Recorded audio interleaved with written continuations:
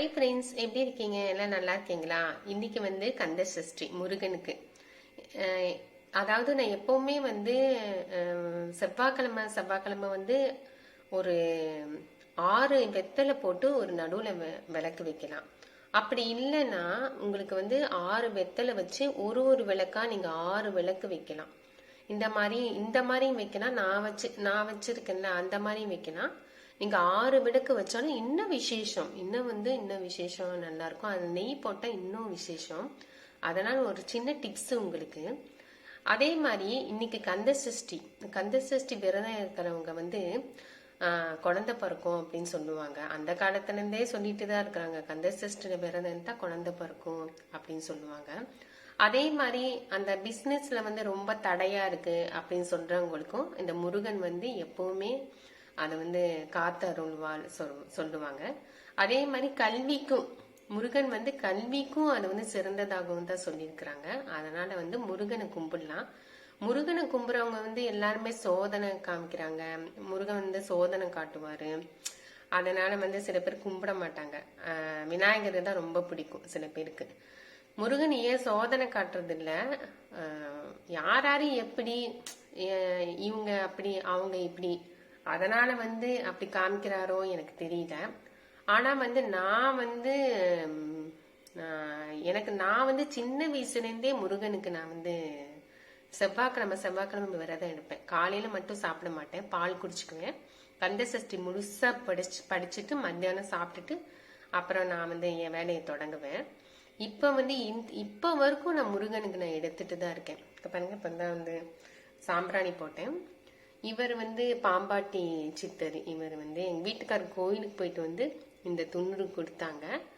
அப்புறம் வந்து முருகனுக்கு பாருங்க, முருகனுக்கு வந்து இந்த செம்பருத்தியும் அந்த அரளிப்பூவும் தான் வச்சிருக்கேன்.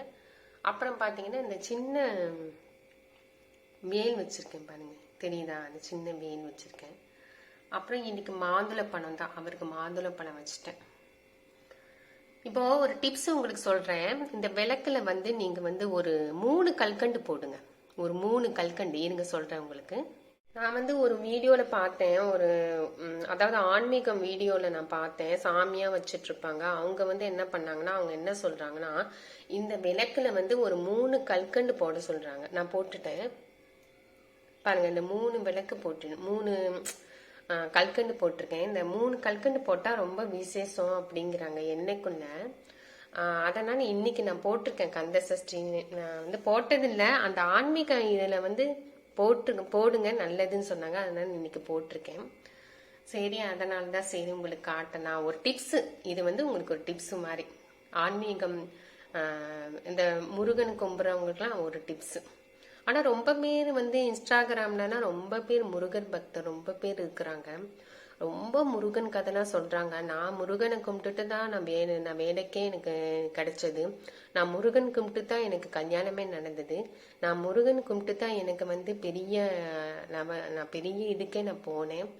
அதாவது படிப்புக்கும் சரி தொழிலுக்கும் சரி. ஒருத்தவங்களுக்கு ரொம்ப முடியாம இருந்துச்சா, அது வந்து முருகன் தான் காப்பாத்தினாரு அப்படின்னு சொன்னாங்க. முருகன் வந்து ஆரோக்கியத்துக்கும் வந்து ரொம்ப நல்லதுன்னு சொல்றாங்க. ஏதா நம்ம வலிக்குது, நம்ம மனசு சரியில்லை அப்படின்னா உடனே முருகனோட துண்ணூறு வந்து நம்ம நெத்தில வச்சுக்கணும். டக்குன்னு நெத்தில வச்சுக்கணும். நம்மளுக்கு எங்கெல்லாம் வந்து வலி இருக்குதோ அந்த துண்ணூரை பூசிக்கணும் முருகனை நினைச்சு. ஓம் நம சிவாய அப்படின்னு சொல்லி முருகனை நினைச்சு விநாயகரை நினைச்சு நம்ம பூசிக்கிட்டோம்னா அந்த வலியே தெரியாது. பாருங்க, நல்லா கும்பிட்டுக்கோங்க. இன்னைக்கு பூ கிடைக்கல, அதனால ஒரு செம்பருத்தி கிடைச்சது. அப்புறம் ஒரே ஒரு பூ எங்க வீட்டுல அரளிப்பூ இருக்கு. ஆனா அது வரவே மாட்டேங்குது. சில 1 2 தான் வருது. சரினா முருகனுக்கு நீங்க கரெக்டா வச்சுட்டேன் நான். பாருங்க, அழகா இருக்கிறாரு.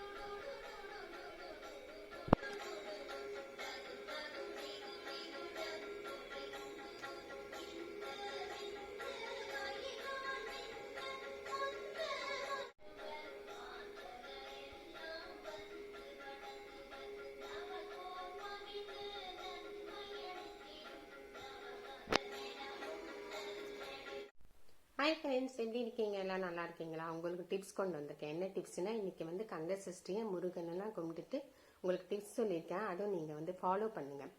அப்புறம் வந்து சில பேருக்கு வந்து இந்த கிளைமேட்ல வந்து தும்மல் வந்துட்டு இருக்குன்னு சொல்றாங்க. அதாவது தும்மல் வந்து ஒரு தும்மல் வந்தா பரவாயில்ல, 2 தும்மல் வந்தா பரவாயில்ல, 10 தும்மல் வருது அப்படிங்கிறாங்க. அதுக்கு வந்து ஒரு டிப்ஸ் சொல்றேன்.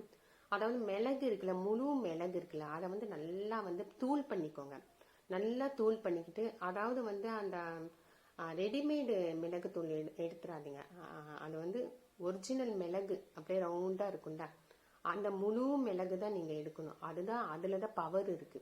அந்த முழு மிளகை வந்து நல்லா பொடி பண்ணிக்கிட்டு, நல்லா பொடி பண்ணிக்கணும். நல்லா பொடி பண்ணிக்கிட்டு ஒரு நைஸ் துணியில, அதாவது அந்த துணியே ரொம்ப அப்படியே காட்டனோட இன்னும் நைஸா இருக்கணும். அந்த துணியில வந்து அந்த பொடியை வந்து முடிச்சு போட்டுக்கோங்க. அந்த காட்டன் துணிக்குள்ள அந்த பொடியை வந்து நல்லா முடிச்சு போட்டுக்கிட்டு, மறுநாள் அதிகாலையில நல்லா குடிச்சிட்டு, அந்த முடிச்சு போட்டிருக்கீங்களா, அந்த மிளகு போட்டு அந்த முடிச்சு போட்டிருக்கீங்களா அந்த துணியில, அந்த துணியோட அந்த உச்சந்தண்ணியில வந்து அந்த உச்சந்தண்ணில இப்படி 5 மினிட்ஸ் 5 நிமிஷம் நல்லா தேய்ச்சிட்டே இருக்கணும். தேய்ச்சிட்டே இருந்தீங்கன்னா அந்த தும்மல் வந்து படிப்படியா குறைஞ்சு போயிடும். ஓகே ஃப்ரெண்ட்ஸ், இது வந்து பிடிச்சிருந்துச்சுன்னா லைக் பண்ணுங்க, கமெண்ட் பண்ணுங்க, சப்ஸ்கிரைப் பண்ணுங்க. தேங்க்யூ.